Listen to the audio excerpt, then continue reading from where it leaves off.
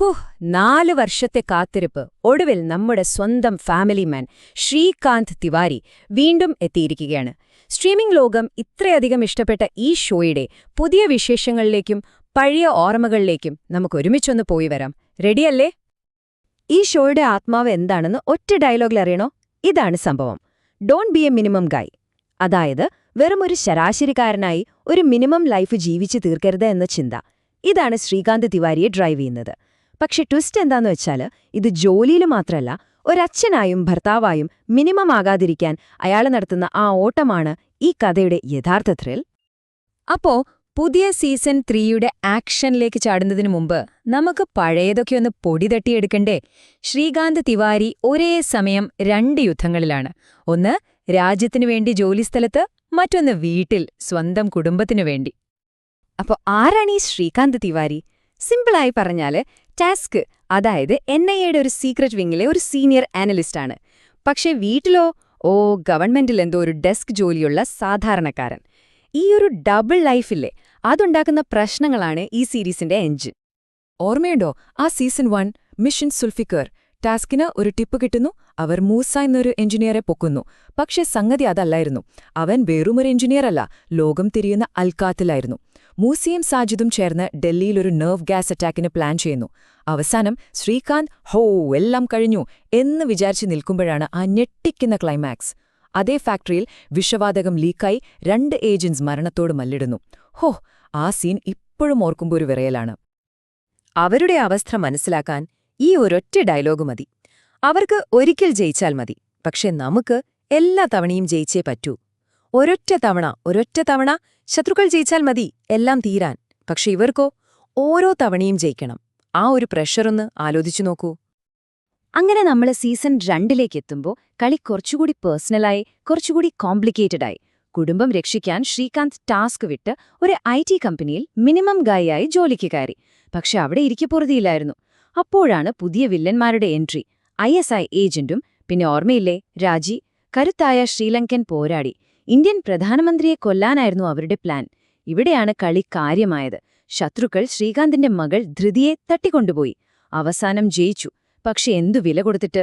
സുഹൃത്ത് മിലിന്ദ് കൊല്ലപ്പെട്ടു. അതിനേക്കാൾ വലുത്, വീട്ടുകാർക്കെല്ലാം മനസ്സിലായി ശ്രീകാന്ത് ആരാണെന്നും എന്താണ് ചെയ്യുന്നതെന്നും. ഓക്കെ, അപ്പോൾ 2 സീസണുകളും നമ്മൾ ഓടിച്ചു നോക്കി. ഇനി വരുന്നത് 4 വർഷത്തെ ഇടവേളയ്ക്ക് ശേഷമുള്ള പുതിയ സീസൺ. ഇത്തവണ കളി നടക്കുന്നത് നോർത്ത് ഈസ്റ്റിലാണ്. അപ്പോ എന്തായിരിക്കും സീസൺ 3യിൽ നമ്മളെ കാത്തിരിക്കുന്നേ? ഇത്തവണയും സംഗതി സീരിയസ് ആണ്, ഒപ്പം വെരി വെരി പേഴ്സണൽ. ആദ്യത്തെ സ്പാർക്ക് എന്താണെന്നോ? ശ്രീകാന്തിന്റെ മെന്റർ കുൽക്കർണി നാഗാലാൻഡിൽ വെച്ച് കൊല്ലപ്പെടുന്നു. റുക്മ എന്നൊരു ഡെഡ്ലി കില്ലറെ പിടിക്കുക എന്നതാണ് ടാർഗറ്റ്. പക്ഷെ അതിനിടയിലൊരു ട്വിസ്റ്റ്. ശ്രീകാന്ത് തന്നെ ഒരു വാണ്ടഡ് ക്രിമിനലാകുന്നു. താൻ ജോലി ചെയ്യുന്ന സിസ്റ്റം തന്നെ അയാളെ വേട്ടയാടാൻ തുടങ്ങുന്നു. ഇതിനെല്ലാം പുറമെ വലിയൊരു ചോദ്യം, ടാസ്കിനുള്ളിൽ ഒരു ഒറ്റുകാരനുണ്ട്. ആരാണത്? ഈ സീസണിലെ ഏറ്റവും ഇൻട്രസ്റ്റിംഗ് ആയൊരു കാര്യം എന്താണെന്ന് വെച്ചാൽ, ഇവിടത്തെ വില്ലനും ഒരു തരം ഫാമിലി മാനാണ്. ഒരു സൈഡിൽ നമ്മുടെ ശ്രീകാന്ത് ജോലിയിലും വീട്ടിലും പെടാപ്പാടുപെടുന്നു. മറു സൈഡിൽ റുക്മ ഒരു കുട്ടിയെ ദത്തെടുക്കാൻ നിർബന്ധിതനാകുന്നൊരാള്. നായകനും വില്ലനും തമ്മിലുള്ള ഈ ഒരു മിററിംഗ് അത് കഥയ്ക്കൊരു പ്രത്യേക ഫീല് കൊടുക്കുന്നുണ്ട്. ശരി, റീക്യാപ്പൊക്കെ കഴിഞ്ഞോ? ഇനി എല്ലാവർക്കും അറിയേണ്ട കാര്യത്തിലേക്ക് വരാം. 4 വർഷം കാത്തിരുന്നത് മുതലായോ? സീസൺ 3 എങ്ങനെയുണ്ട്? ഞാൻ വെറുതെ പറയുന്നില്ല, നമുക്ക് ക്രിട്ടിക്സ് എന്തു പറയുന്നു നോക്കാം. അപ്പോ അഭിപ്രായങ്ങൾ 2 സൈഡിലുണ്ട്. ആദ്യം നമുക്ക് നല്ല കാര്യങ്ങൾ നോക്കാം. ആ പഴയ തമാശകളും സംഭാഷണങ്ങളും പിന്നെ ആ ത്രില്ലിംഗ് മൊമെന്റ്സും അതൊക്കെ കിടുവാണെന്ന് എല്ലാവരും പറയുന്നു. പിന്നെ ഫാമിലി മാന്റെ സിഗ്നേച്ചർ ഐറ്റമായ ആ ലോങ് ടേക്ക് ആക്ഷൻ സീനുകൾ രക്ഷയില്ല. മനോജ് ബാജ്പേയിയുടെ കാര്യം പിന്നെ പറയേണ്ടതില്ലല്ലോ. പക്ഷേ ചില പ്രശ്നങ്ങളുമുണ്ട്. കഥ ഭയങ്കര കോംപ്ലിക്കേറ്റഡ് ആയിപ്പോയി. ഒരുപാട് കഥാപാത്രങ്ങൾ വന്നതുകൊണ്ട് പലർക്കും കൺഫ്യൂഷനായി. CGI ചിലയിടത്തത്ര പോരായിരുന്നു. പിന്നെ ചില നല്ല കഥാപാത്രങ്ങളെ വെറുതെ വേസ്റ്റ് ചെയ്ത് കളഞ്ഞെന്നും ആ ക്ലൈമാക്സ് പെട്ടെന്ന് നിർത്തിക്കളഞ്ഞത് ഒരുപാട് പേര് നിരാശപ്പെടുത്തി. അപ്പോൾ ഇതിൽ നിന്ന് നമ്മൾ മനസ്സിലാക്കേണ്ട പ്രധാന കാര്യം എന്താണെന്ന് വെച്ചാൽ, ആ പഴയ ഫാമിലി മാൻ ഫോക്കസ്, അതായത് ശ്രീകാന്തിന്റെ പേഴ്സണൽ പ്രൊഫഷണൽ ലൈഫ് ബാലൻസിംഗ്, അതിൽ നിന്ന് കുറച്ചൊന്ന് മാറി ഇതൊരു വലിയ ഗ്ലോബൽ സ്പൈ ത്രില്ലറായി മാറിയെന്നാണ് പൊതുവെയുള്ള സംസാരം.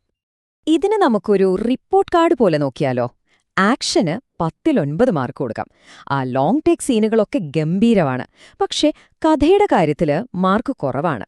10-ഒരു 5. ഒരുപാട് കഥാപാത്രങ്ങളും സപ്ലോട്ടുകളും കാരണം കൺഫ്യൂഷനായി.